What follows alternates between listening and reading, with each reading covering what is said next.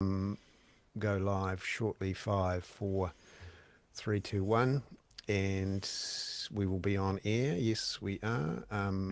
Someone, I'm suspecting Simon will check to make sure that it's all good, but I think we have to assume it is, and that All we've good. got people looking good. All right, we've got a minute to go, and so good. The sun is still out.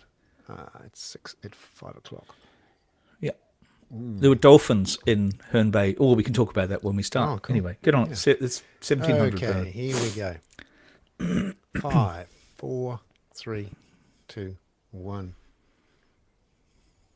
Kia ora koutou katoa, and welcome to the Hoon. I am Bernard Hickey, along with fellow Pedro co-host Bale. Peter Pedro Bale, Bale. your theoretical co-host, yeah. Yeah, But no, I'm it's in New what Zealand, so I'm Peter Bale at the moment. Peter Yeah. Bale in Hoon Bay. It's great to see you, Peter. How are you?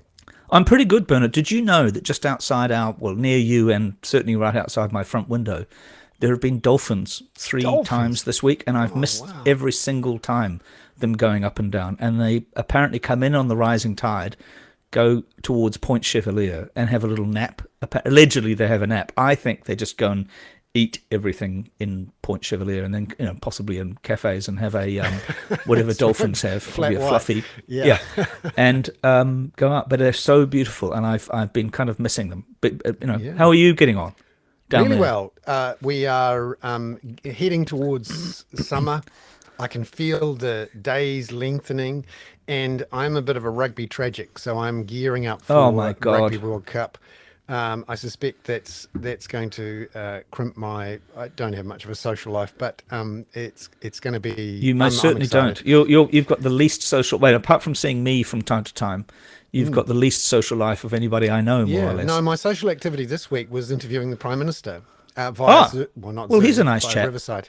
He is Yeah. actually. I've got a lot of time for Chris Hipkins Mm-hmm. for a bunch of reasons. I've known him for a while in Parliament, and I know people who've worked with him closely and around him, and those people who've spent most time with him really like him, and it's the Yeah.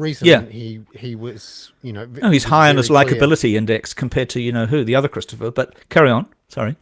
And so he was very welcome as the new leader of the Labour Party, but he's been there upwards of 7 months now, Mm-hmm. and in particular the decision, the so-called captain's call, to Yep. rule out a wealth tax for all time, I think has genuinely disrupted some of that good vibes within the Labour Party. And I think I mentioned last week that that decision designed to take the air out of the debate on wealth tax and capital gains tax also Yeah. took the air Unfortunately, out of the did.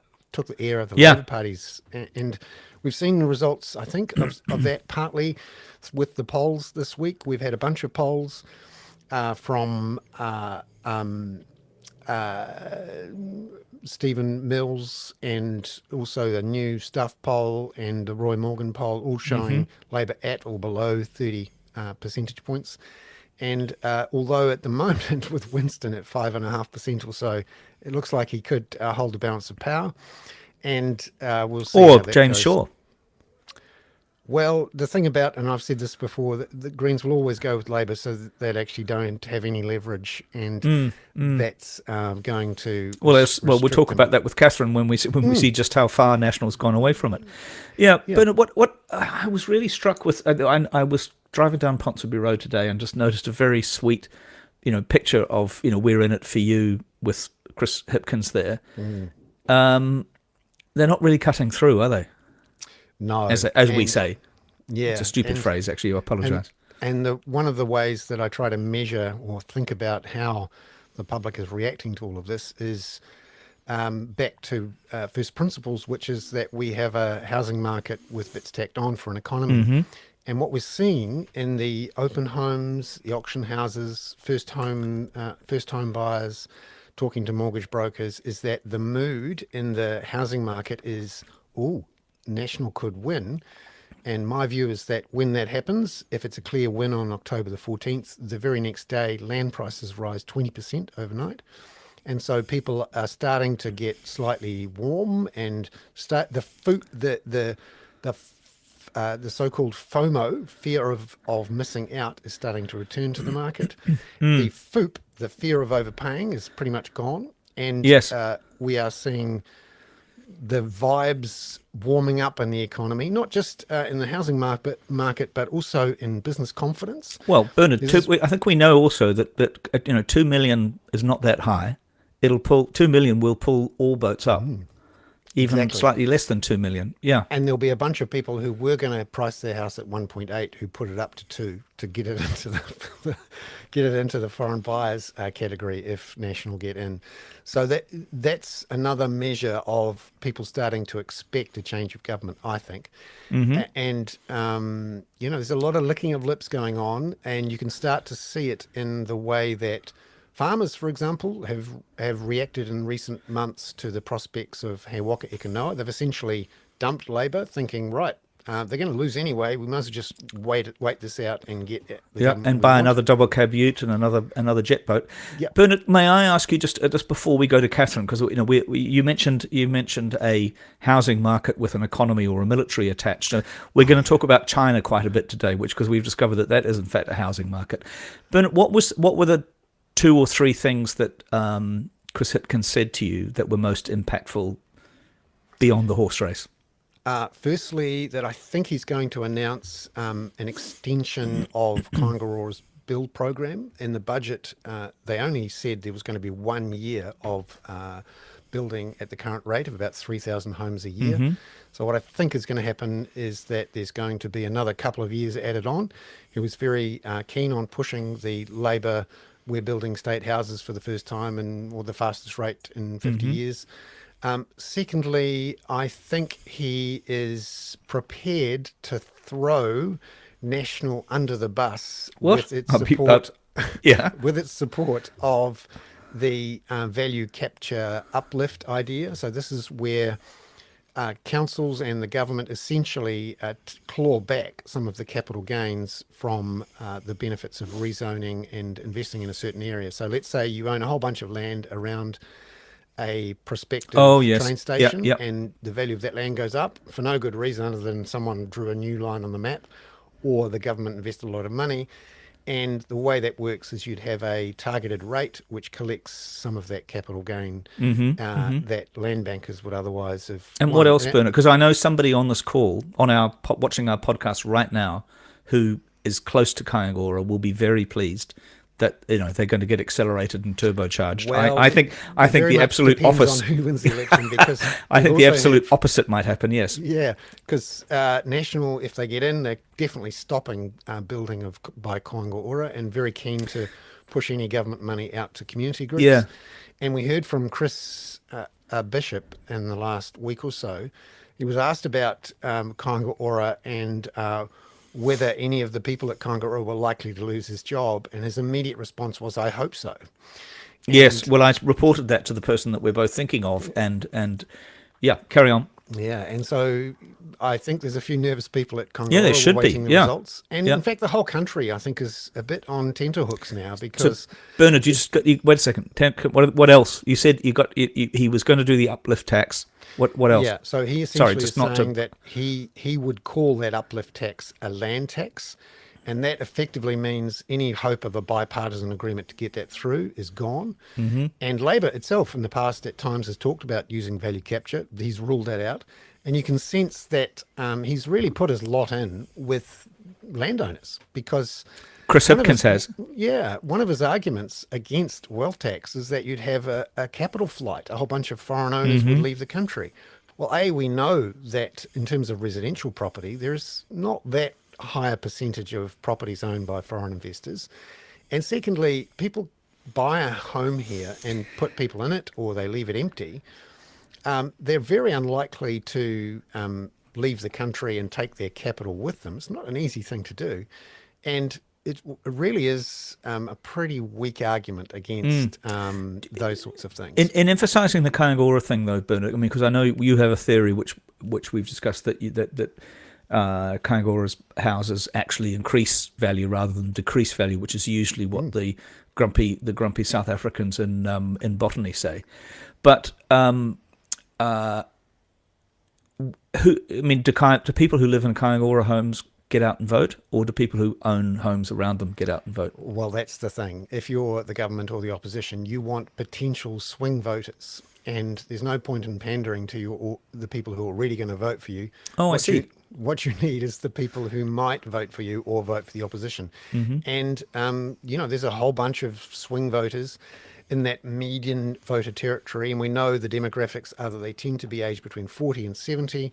They tend to be living in their own standalone suburban homes in the outer suburbs of the big cities and the main provincial cities. They tend to dream of having their kids own a very similar home. They don't like medium density. They don't like apartments, and they don't like other people not like them living near them.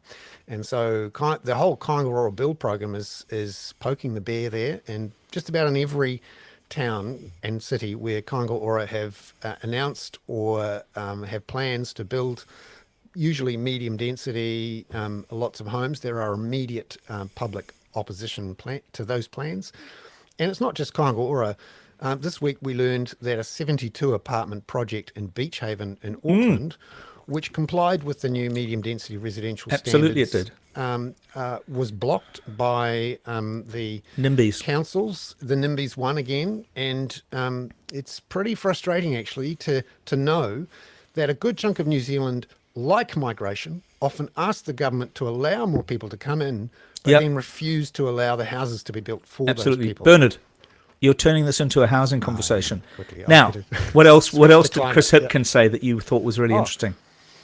Quickly, Uh, before Catherine gets so bored that she melts. There's nothing boring about housing, but climate's pretty important at the moment.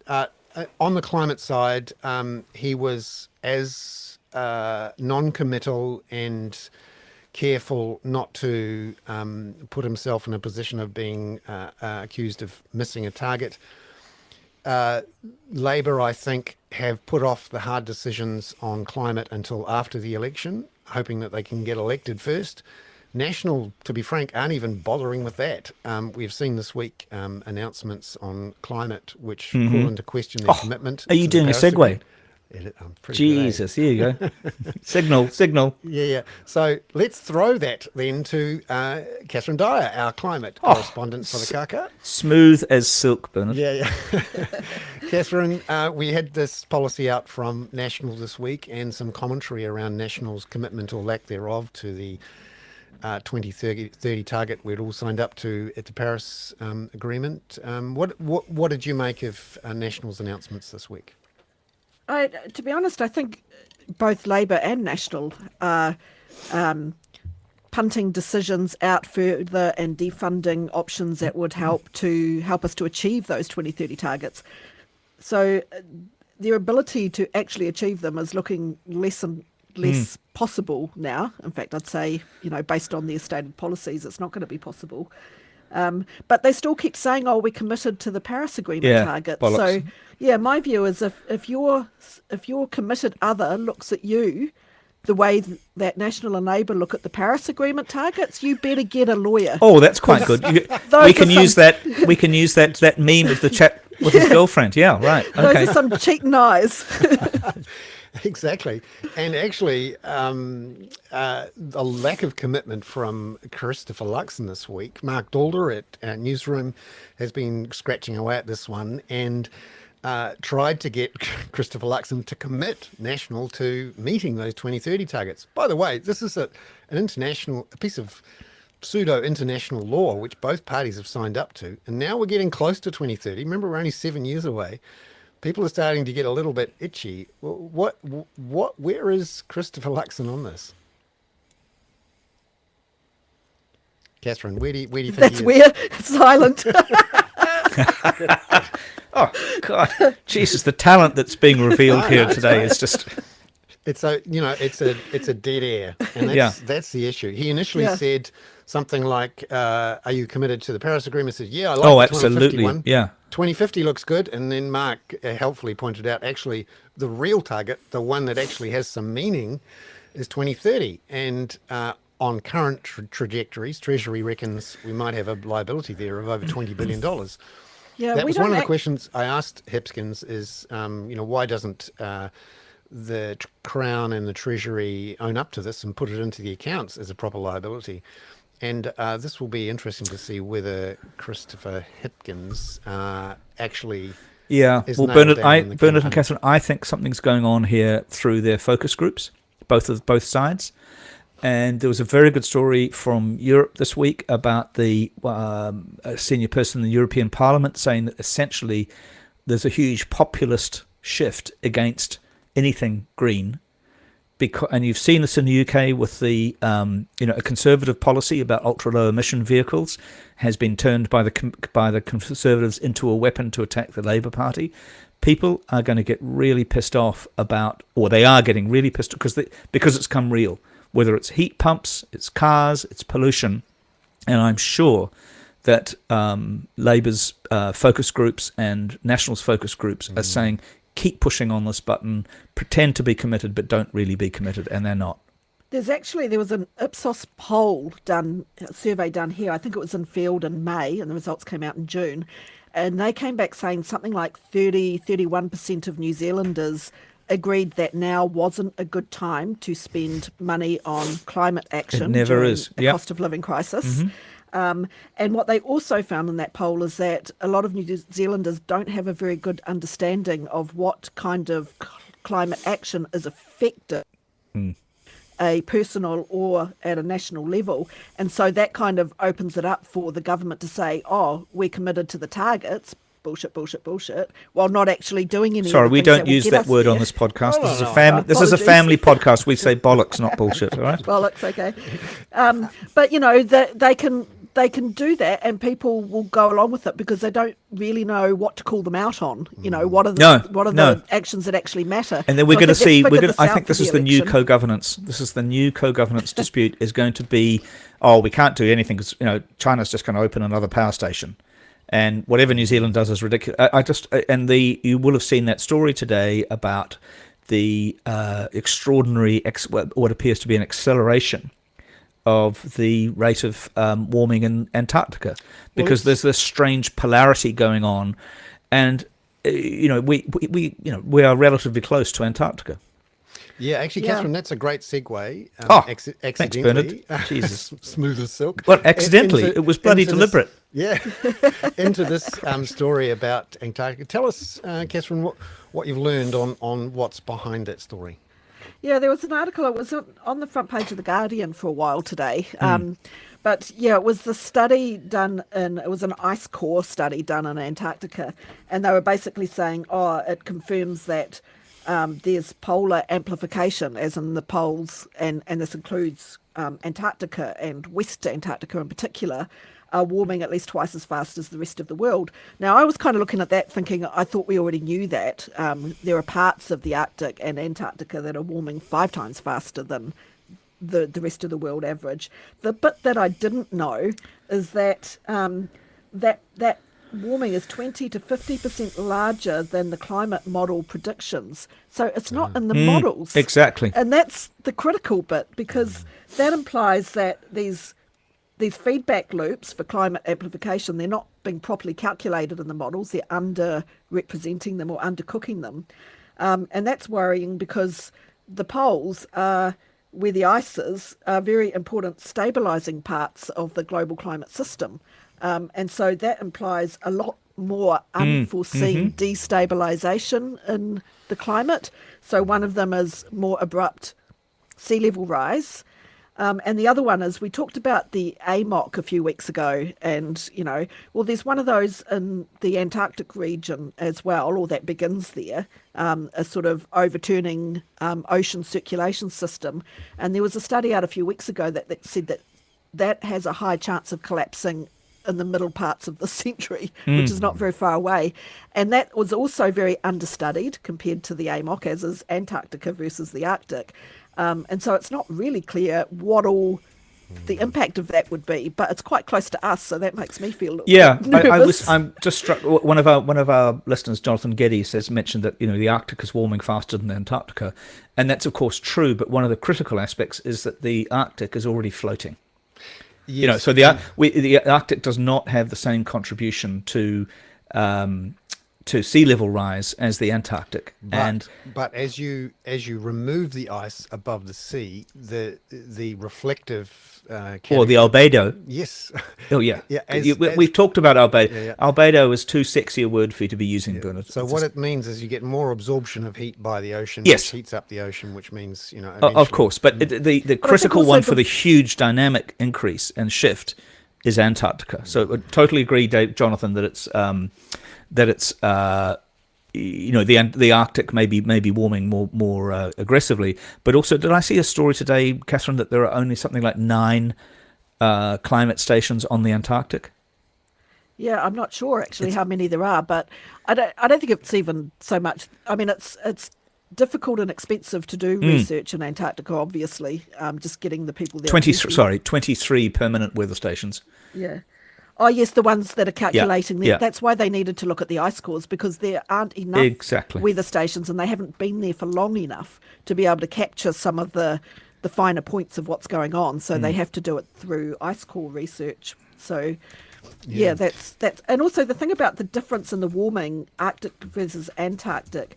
My understanding is that the warming wasn't showing up in Antarctica for a whole lot of very complex reasons. That doesn't mean that it isn't happening, just that it isn't showing up in the same ways, and it seems like there's more likelihood that it could appear quite suddenly, as it has done this year, in terms of the amount of ice melt that we've seen, over the last year has been astronomical. On that issue of sudden changes and the need Clunky segue coming. The need to think about how our economy is going to change in a world of climate change. One of the really interesting things about all of the scenarios we have around the IPCC and how we get to 1.5 degrees or even 2 degrees, there's a lot of assumptions around the relationship between GDP growth and climate emissions. And the assumption is that we will be able to decouple GDP growth and climate emissions. So we'll be able to keep growing at the same time as reducing emissions. Now, in the past, we haven't done that. There's a very close relationship between the two. And the assumption is we'll find some technology or we'll start doing things differently in a way that decouples. There has been some decoupling in recent years, but Catherine, a paper has come out this week which points out the sort of obvious, which is if we're going to get anywhere near 1.5 to 2 degrees, the scale of the decoupling is going to be enormous. Could you talk about that a bit? Yeah, it's the speed of it that they're talking about. So there has been some both relative and absolute decoupling, particularly in wealthier countries. And it's not difficult to understand why that might be, and also why it might be tricky to get that to happen at scale very quickly. And what this paper was saying is that the speed at which, any of the decoupling we've seen so far, it would have to get 10 times quicker at least by 2025. Now, you can imagine that we'll be able to accelerate decoupling because a lot of new technologies, when they come along, they take a long time early on to get going, and then they suddenly take off and get a lot faster very quickly. And that certainly some of that's probably going to happen. But it's also the case that new technologies, we've been working on this for 30 years now. It's already been quite a long time. The idea that we're going to make it go 10 times faster by 2025, well, that's a pretty big ask. It's a big... So what will be... What do we call that? But what's that phrase, Bernard? Is it magical thinking? Yeah, there's a bit of that. I'm curious to know what would the technologies that we'd need to do the scale of the decoupling that we'd need? I mean, you have to get off fossil fuels altogether, right? That's emissions decoupling. And there's a couple of different ways that people talk about decoupling as well. Sometimes they talk about decoupling CO2 emissions from GDP, and other times they look more broadly at material throughput. And there's no way you're going to decouple material throughput from GDP. Really, if you're going to get anything likely, it's by looking purely just at emissions. In fact, the material throughput is likely to increase a lot in the future because we're having to mine a lot of new types of minerals and, all of that sort of thing. Yeah. So that's certainly not going to happen. But it's really difficult to see how you get absolute decoupling in any kind of a timeline that we're looking at. That means moving, I don't know what you're going to move to entirely, electricity or hydrogen or, any of those other problematic. Well, we're going to move. I was talking to somebody at one of the big tech companies this week, and he said I can't possibly comment about him taking over the TY Point, the 3-pin plug at the TY Point. Yeah, well, I mean, this is the thing. When you look For a at data center. Yeah, when you look at the mechanics of actually decoupling and changing, the scale of the change and the types of technology to do it properly with and reach the targets we're at are just mind-boggling, and it's the speed that we have to do it that really is sort of Yeah, scary. so China's probably going to have to do it, which is that a good segue to who? Oh, very good. And can I just point Thank you out very much, that Catherine. Great to see you, Catherine. Thank That you. Professor Robert seems to be on a shirt only, which means that the climate change has already reached Dunedin, because he's taken off his tweed Certainly jacket has. with the have you got leather elbow patches on your tweed jacket? No, Like I a haven't sexy- got a tweed jacket on. No, I know, but normally, do you actually have leather I'm patches? sorry to let the side down. No. No, so you're not just a sexy geography teacher then. Well, You haven't got the apparently sexy not even a geography sexy teacher look. geography teacher. That's Oh, right. you're a sexy professor of international affairs. Yeah. So political Well, that's how I geography. like to whip up the rumours, but whether they're believed or not is another matter. So, Robert, we're just talking about China and the speed of China's change. And Bernard and I had a conversation before you came on and before Catherine came on that he was being Anne-Marie Brady and I was being Richard Nixon or Henry Kissinger, and saying that we really need to engage with China much more. And Bernard was saying, no, they're a bunch of rapacious rotters with the Chinese Communist Party. Do you want to talk about where the Chinese economy is going, Robert, or are Good we asking you to? characterisation, But I'll let it fly. Are we asking you to go stretch out your wings too far? No. What I would say is those two scenarios between Anne-Marie Brady and Richard Nixon or Dr. Henry Kissinger, I think China's capable of both at present. And to some degree, it will depend on the policies selected by not just the United States, but countries like New Zealand, Australia, and many others, which may tip China one way or the other. I think there are people in the Chinese leadership who don't necessarily agree with the current direction of travel. But it is a very formidable challenge how to frame a policy which moderates the policies of an authoritarian state like China, which doesn't tolerate compromise at home, doesn't tolerate domestic opposition at home, and if possible, likes to proceed on the old Leninist maxim: if you encounter mush and you've got steel in your hand, keep going, and if you encounter steel, draw back. So we've got to get the combination right, and I think the Jacinda Ardern, also the Christopher Hipkins approach, has been not to take a backward step on key principles, but to leave the door open for discussions and not to pigeonhole China with Russia. I still think a lot will depend on the outcome of the Ukraine conflict in terms of China's stance. And I still think there's a lot of wisdom in trying to support Ukraine as best we can to bring about the decisive defeat of Mr. Putin, because I do think that could, in a sense, energize precautionary influences within China. Robert, we do the segues here. You're not allowed to segue off to Ukraine just yet. That was very good. It was a pretty good one, though. But, can I just... One of the interesting things this week was the Ministry of State Security in China talking about, and Xi, following up from a Xi speech, talking about the United States trying to contain, doing a containment strategy on China while also pretending to do engagement. And I thought you would be the perfect person to explain to our audience, many of whom are not boomers like us. Well, actually, you might not even be a boomer. You're probably much younger. But George F. Kennan and the containment strategy against the Soviet Union, which prevailed from about 1946. I can't remember when he wrote the long telegram, until 1989. There's a very different approach, isn't there, towards trying to contain China? Yes, because the world's very different. It's not that, I mean, in the context in which Kennan's recommendation of containment was accepted, there was clearly two major dominant powers after the Second World War with Britain in decline, and they were the United States, which was economically head and shoulders above everyone else and also militarily very strong, and the Soviet Union, which was economically devastated by the Second World War and lost 27 million of its population, but had the strongest army in Europe and saw itself set to influence affairs there. So these two countries glowered at each other across a devastated Europe. And you could say those two countries had a good chance of shaping the direction of world politics. The big difference in the 21st century is, and why containment becomes problematic, and Mr. Obama made this point, is that China and the United States do not have the world to themselves in the way that the United States and the Soviet Union did immediately after the Second World War. And in fact, the number of problems that great powers can't solve have multiplied.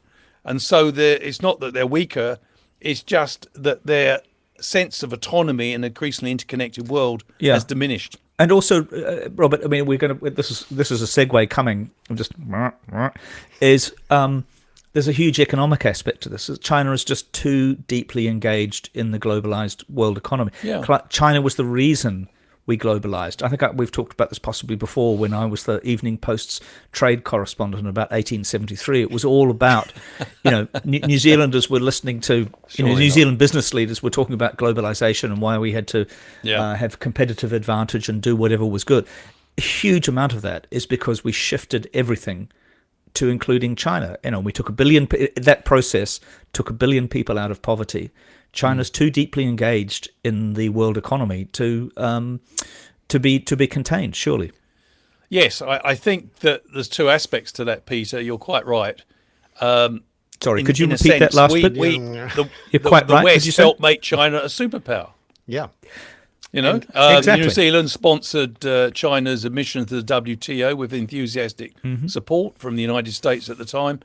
And the assumption was, as Kurt Campbell has pointed out, somewhat disappointingly in his case, I mean, he was disappointed about it, that China didn't live up to our liberal expectations, that China would somehow become liberalized by the process of participating in the interconnected global market economy, but that hasn't quite worked out as we expected. Nevertheless, the points you're making are really important. China is constrained.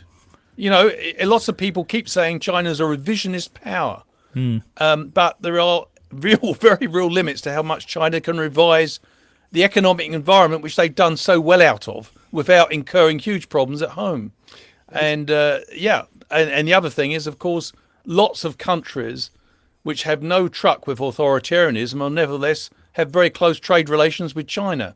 Absolutely. So it's a two-way constraint, really. And it's interesting, this week we saw how even the most powerful company in the world, Apple, can be affected by a decision made inside China. So the big news in the world of, I think, geopolitics, but also corporate news, was the Chinese government's announcement that its own officials and then the people working for state-owned companies in China would not be allowed to use Apple iPhones. And this is a big deal in China because Apple they're made in China, most of them as well. But also, they have a 40 to 50% market share of the more expensive smartphone market, which sort of somewhat surprising, given that the home of the Android phones was very much the Chinese manufacturers, the Huawei's and the likes, and of course Samsung is more of an Android company. And this week, Huawei managed to produce its own smartphone using the very latest of the semiconductor chips. Which surprised everyone. It was very early. It was not quite that moment in whenever it was, 1951, when the Russians exploded their first atomic bomb. But this is a real surprise that the Chinese were able to apparently get hold of the latest semiconductor stuff. And what we saw was Apple's share price dropped $200 billion this week because still leaving it at 800 billion, market cap. But but that interconnection, as Robert says, is a two-way street. And for a lot of companies now, they are pushing back a bit at America's attempt at containment. Nvidia, for example, now one of the top most valuable companies that no one's ever heard of, but is booming because of the AI chip drive, is coming back to the US government and saying, hey, you know, we I can't know what have you're this. trying to do here, Yeah. but actually we want to keep trading with China and we want to sell our chips there and they want to buy our chips and all sorts of things. So I think you're right that the initial attempts to contain China backfired a bit, particularly with corporate America and the global corporates who, sure, they're frustrated that they haven't been able to get into China in their own right. Some of them are being felt ripped off.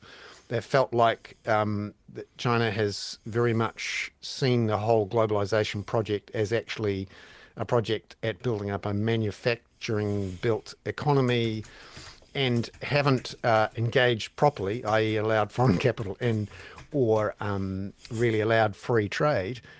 But still, the connections are too strong to just try to pull apart easily. And that will be the thing to see whether, if there is a change of US government, how that clash goes on between big tech and Trump if he's the president.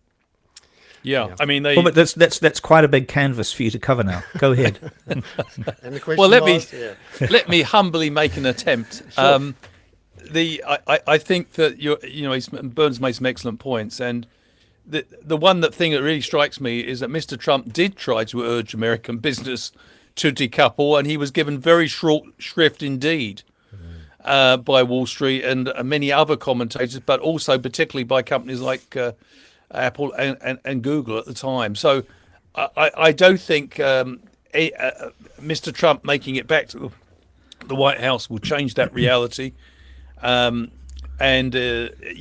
I do think. And the other thing here is that many American companies, and they're quite candid if you speak to them about this, they are worried that if they would decouple, what would stop the Europeans or the Japanese getting an even bigger market share? Mm-hmm. So, it's all very well urging American companies to decouple, but given the nature of interconnectedness between China and much of the global market world, if you want to put it that way, or the global market economies, there's plenty of other companies in the Western world that happily step in.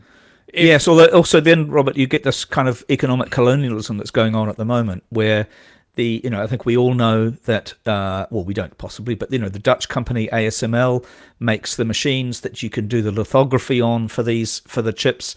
TSMC in Taiwan makes the chips. ARM in the UK, which is about to float for SoftBank at about $60 billion. It makes the Android chips and designs the Android chips and so on, and designs all the best chips from the ones that aren't made by NVIDIA. This is a really, it reminds me of, in fact, maybe this is what you could say about your role as a professor of international affairs. It's a little bit like trying to limit the great game, the access to the oil fields of Persia or Kazakhstan in the late 19th century, early 20th century. They're trying to limit the access of China to the next most important economic development. Yeah, and the other thing is it's a bit of a futile struggle. As Mr. Obama said, China's too big to contain. It's too integrated with the rest of the world economically. And in addition, the fortunes of the world don't just hinge on China and the United States. There's lots of other economies coming up rapidly. And, of course, they are head and shoulders above everyone else at the moment. But things are changing quite rapidly. And, yeah, I mean, I do think the challenge to the United States is to frame a policy which doesn't play into China's hands, which doesn't give the hardliners in China the chance to trumpet that they're faced with a new Cold War, which they relish, of course, but actually is much more nuanced and actually puts pressures on the hardliners and empowers the moderates. And Robert, I was really struck by, I put into my spin-off thing this week, which if those of the people who don't know, I do a weekly thing for the spin-off, which you should absolutely subscribe to. But there's a Pew Research report, which is a wonderful organization, but 82% of Americans have a negative view of China. And so that's presumably what's driving a lot of the politics in this. Robert, what do you make? You've got G20 this week in India. What do you make about Xi not turning up? Well, it's a continuation of a long-running row between India and China. Those two countries, of course, had a pretty fierce border war back in 1962, and they've had very unsettled border relations since then. They had as we discussed before, they had quite a brief but violent conflict not so long ago in the Himalayas. And I think the Chinese leadership doesn't want to give Mr. Modi any more exposure than it has to. And I think it seems to be that this is a snub. Yeah. I mean, it's very difficult to interpret any other way. Yeah, no, it's going to be interesting to watch that this weekend. No Putin, no Xi, and India standing up on the global stage, and apparently about to change the name of the country, it seems. Well, no. It is India Bharat. Somebody because that is one of the two, in fact, three official names. But under the Indian constitution, it was only given. They only decided on the two, which was India and Bharat. I'm probably mispronouncing that, but he's definitely emphasizing the Hindu version, Bharat. Josie, it's fantastic to see you. Thank you very much for coming. We're just discussing G20 at the moment, Josie. I mean, I was thinking actually that I was going to ask Robert, because I have asked him occasionally how he puts all of this to his students, and we treat Robert often in this podcast as an oracle, as we treat you we see you as an oracle as well. But I feel sometimes that we ask Robert to expand his thinking from everything from uranium-tipped weapons, uranium-tipped ammunition in Ukraine to fix or float. I want to know what Robert thinks about fix or float. But Robert, what do you find in your professional life at the moment that, apart from coming on podcasts with us, that you have to think about? Which is a pleasure. Which is it's an incredible. We love you too. You just have to stretch yourself more than you would have, say, 5 or 6 years ago, or is that just me underestimating what they were doing 5 or 6 years ago? I think everybody is racing to keep up. I think what is timeless, however, are analytical insights and tools that you can use to do so. And I mean, it is a struggle. And I think all of us are constantly up against that challenge, not just academics, but everyone, decision makers, policy advisors, journalists, everyone. The pace of change is, really fast. And one thing that really strikes me was that you may recall at the beginning of the COVID-19 pandemic, there was lots of informed speculation that globalization was over, that we'd entered the age of the lockdown, the garrison state. It was, the Westphalian state returning with a vengeance. But in fact, we now know 3 years later that actually COVID-19 actually unleashed a new surge in globalization. Technology, digital technology was turbocharged with Zoom, Microsoft Teams, all the rest of it that we've actually come to take for granted. But actually, it doesn't seem to be any end in sight. We're now moving towards artificial intelligence. A few months ago, myself and my colleagues in the department I'm in, we were talking about how we should handle this with students. And we reached the consensus amongst 11 academics that actually we shouldn't try and ban it. You shouldn't try and deny it, because students are going to use it anyway. But what we try and do is put in place some qualitative checks to make sure that AI isn't completely answering the essay for them or doing the work for them. And that's quite tricky, but it's possible. That's an interesting point. Sorry, Robert. I was just thinking what you were saying about, how we all thought this was the end of globalization. And certainly there's a rise of protectionism and a rise of kind of, nationalism, if you like, kind of not just buy American or buy British, but make American, make British. And we're suffering from that probably in New Zealand. But the interesting thing is it was Larry Summers, I think, who kind of came up with the G20 idea, wasn't it? He heard him say this was last year, the end of globalization, and he said, look, if you go to your butcher and he's got no beef, the answer is not to go and buy your own cow. Find another source for your beef. So the idea that we would suddenly just make everything ourselves, in country, even a country like the US, even a country like, the UK, was just crazy, With USDA, 36 ounces of USDA steak. Thank you. Yep. Yeah, but yeah, I mean, I think what was it? Yeah, the news of my death is premature. I think in terms of globalization, but as you say, it's a new, and even people who've been anti-globalization have been very kind of muscular about saying we need to reform globalization and make Yeah. sure many, not the few, benefit. The alternative is not very attractive. But yeah, the alternative is buy your own cow, which we're not going to do. I'm not well, going to do. We might have some for sale, and I know Ireland certainly does. Otherwise, Elon Musk's going to have to rescue them all because he's extremely concerned with Ireland having to kill about 20% of it. I mean, it's just bullshit. Sorry, I'm picking up bad language from I'm picking up bad language from our colleague that's a €500 note and our audience in the tin. Do not pass go. Yeah. Josie, I really enjoyed your column this week in the Post about. Should we just say, Robert? Do you want to stay with us? Sure. As long as you feel like it, because you occasionally you're a mind expanding man, and we think you're absolutely fabulous. And anything you say will be sent back to Otago as a political comment, possibly. Good. Not to mention Five Eyes. Yeah, Josie, I really enjoyed your column this week because this is the first week formally of the campaign. So we're starting to get a sense now of how it's shaking out. We're starting to see some, regular polls that are connected to the campaigning as opposed to anything else. What's your sense of, what we're seeing after a week? Well, we had the launches, didn't we, which were interesting, actually. And I tend to sort of think, launches don't really change anybody's votes, like candidate debates, leaders debates. It's unusual that they do. They do sometimes. We saw that with United and Peter Dunn. We saw it with Jim Anderton once, But I thought the launches were interesting. I mean, both of them, despite the disruptions, were professional.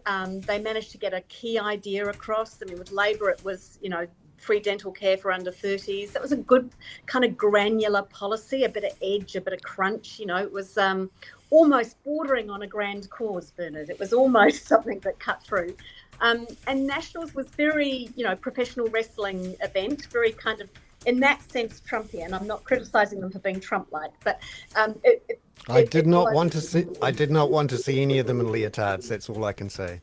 No, but this is the thing that Trump does that's very successful, and we should analyse what he does that's so successful. Is he creates? He's a fan of professional wrestling. His events are very much about professional wrestling, right? Mm-hmm. You have an enemy, you have a whole bunch of fanfare and hoo-ha. And Nationals was, very slick, very professional. So I think both parties did themselves justice in terms of their key message, and presenting themselves as professional and competent. But yeah, the polls, oh my gosh. I mean, it's interesting. I was doing a bit of research on this. It's not unusual in history for parties to go out of existence. And I remember in 2017 with Labor, we were looking at, people were starting to debate, it's hovering over, 22, 24, whatever it was. And you kind of go, wow, we're kind of back to that position. And we kind of think every party sort of picks themselves up when they have a loss. Let's assume Labor lose. But it's not unusual. In our own history, in the 1890s, up into the early, I think it was 1912, the Liberals went out of power, having this was Dick Seddon, they were in government, and the party went out of existence because the polling dropped so bad. And they mutated into, I think, United, which then mutated into Reform, that then mutated into the National Party. So parties reform. So there's no God-given right for a party to exist. And we've seen it in Europe. The socialists in France, at the worst result ever in their entire history in the last election. We saw it with, I think, was it PASOK in Greece? It went out of existence. So as you say, Robert, before, there's a lot of churn and volatility. There's a lot of change happening in the world at the moment, and politics is no exception. So the polling is really bad.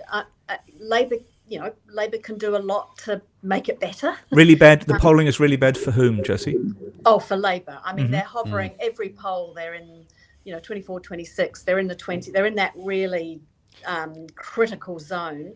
And the demographics are awful. If you have a look at the Roy Morgan poll this week, I think the thing that really stunned me was when you look at women between the age of 18 to 49, You could call them, I suppose, the soccer mom, What? or the netball mom. But what age? 18. 18 to 49. Jesus Christ, Bernard. There's There's go some on. very young parents these days. 18 to 49 women, 20.5% support Labour, 24% support the Greens.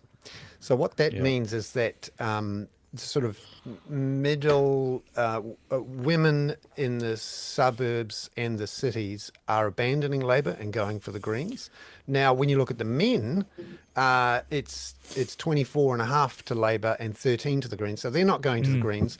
They are going to National and ACT. So when you look at 21% of 18 to 49-year-old men are at 21% support ACT. So that's not far away from National, and it's not far away from Labour. But on the same token, the women are going for the Greens. And I think you're right, Josie. There's some sort of massive dislocation going on in this election. Christ, the 18-year-old soccer moms are going green. Yep. I totally agree with them at the moment, but yeah, that's a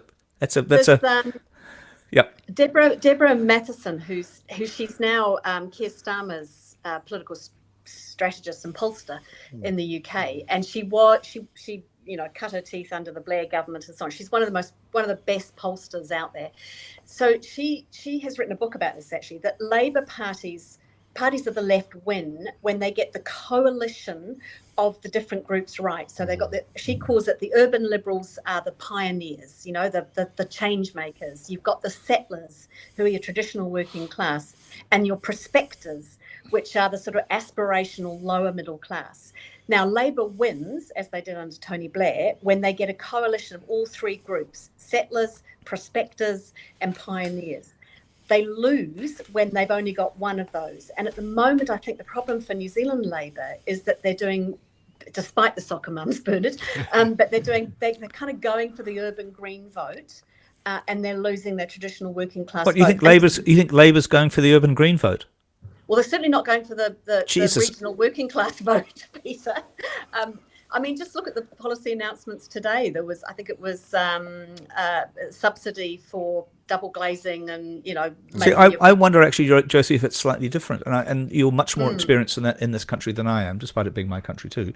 But it seems my country is your country. Thank you, thanks for that. It seems to me that they've gone so far away from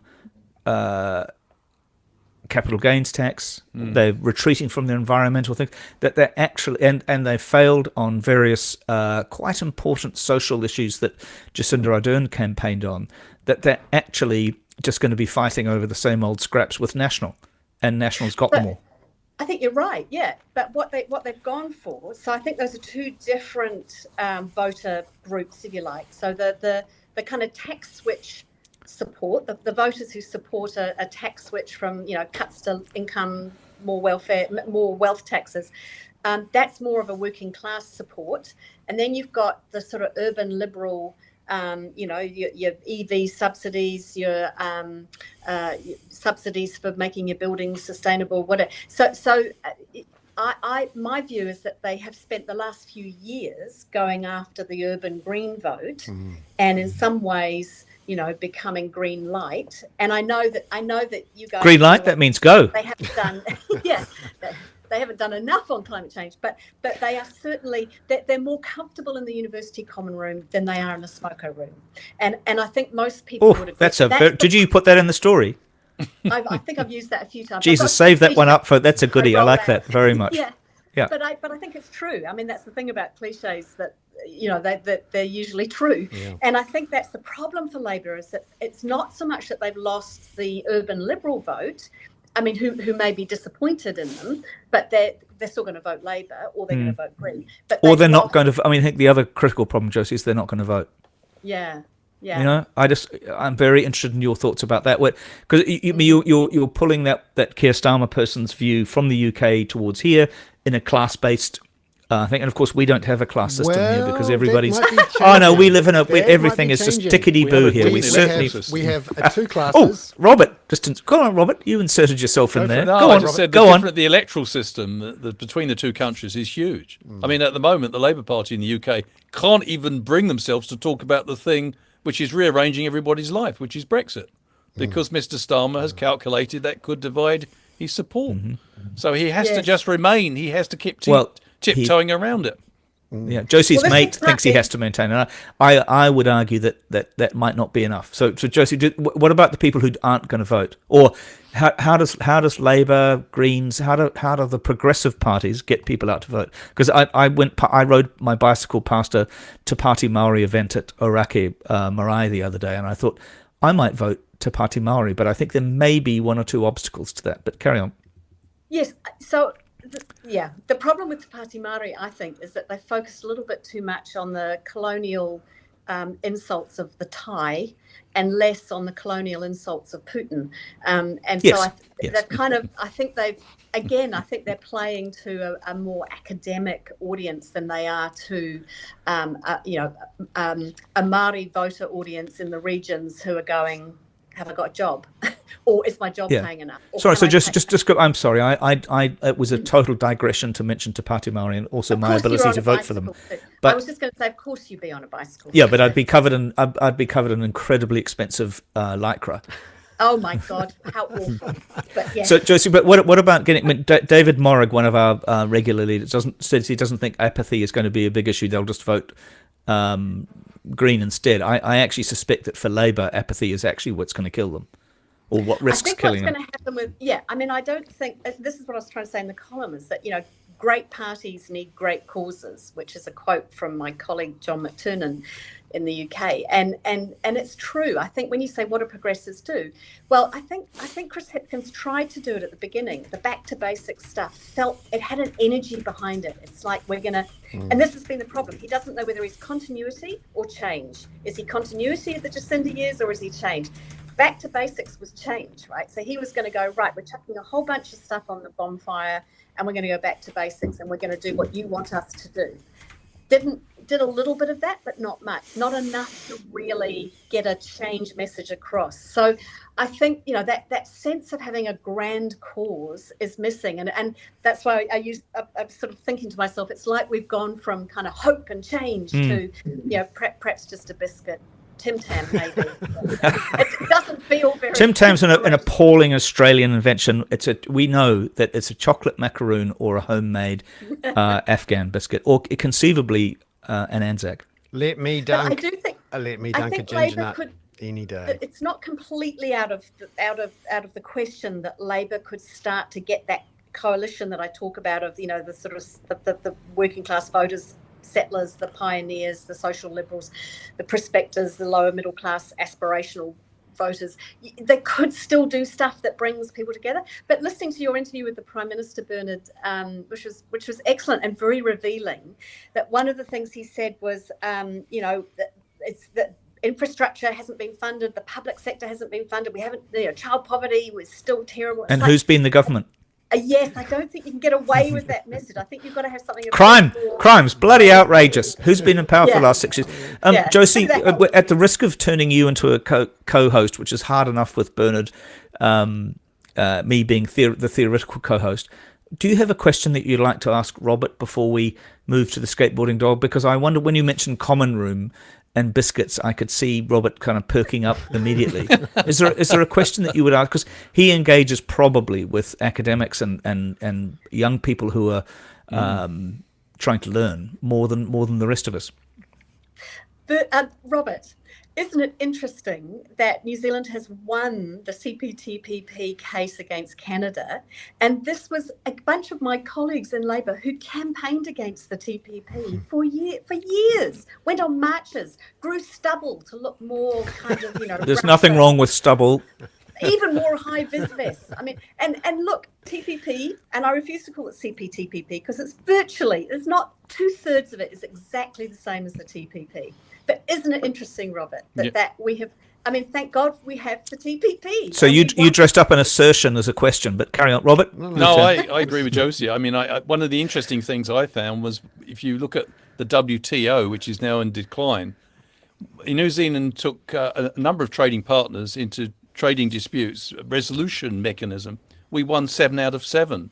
Well, that's how we got apples into Australia. We tried for 80 years, and then eventually we took the Australians WTO, but there were many people on the left who said that, the WTO was a terrible encroachment on our sovereignty, whereas in fact you can argue the other way around. It's international institutions, whether it be the TPP or WTO, which help level the landscape with trading partners in particular who are much bigger than ourselves, and we wouldn't otherwise win. And so this is an interesting thing.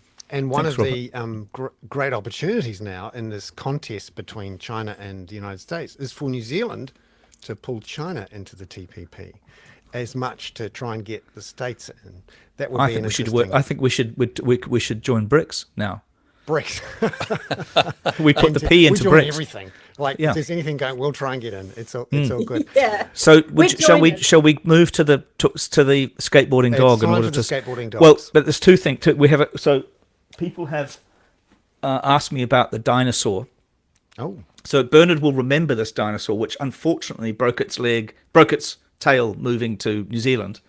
More than 20 years ago, Bernard and I did a startup in London called FT Market Watch. And this is, please don't tell this to anybody at the FT, but we had the dinosaur as a mascot to represent the parent company, the ancient one. And of course they won. So, as usual, we went extinct and the dinosaur survived in that case. Now, I giggled like a complete idiot before when Bernard first started up the podcast with a skateboarding dog story, and it's from The Guardian today. And I'm sorry. The headline is, "Police called to yoga class mistaken for mass killing." A yoga class was cut short after a member of the public called the police to report a mass killing after seeing several people lying on the floor. Participants in the class, which was being held at the Seascape Cafe inside the North Sea Observatory at Chapel St Leonard's in Skegness, were in the midst of meditation when officers turned up on Wednesday night. Someone had reported a mass killing. If anyone heard the massive police sirens in Chapel St Leonard's, please be assured they were on their way to the observatory after someone had reported a mass killing, having seen several people lying on the floor, which actually turned out to be the yoga class in meditation. Well, I have to say, have you tried the down dog? Yeah. It feels a bit like a mass killing. I'm drinking a down dog right now. Yep. No, this is... boom, boom. Yeah, that's very good. Peter, thank you very much. No, thank you very much, Bernard. And especially, thank God, I think we need co-host now. And then our executive producer, Scott Simon in Bonn. Jesus, we're getting professional. Oh, yeah. No, it's wonderful. Thank you very much, Robert Patman. Thank you. Joseph Pagani. Thank you. Peter Bale in Hoon Bay. It's been another cracking episode of The Hoon. Ka kite anō. We'll see you all next week. Bye-bye. See you. Thank you so much, you guys. Thank you. Bye-bye. Bye.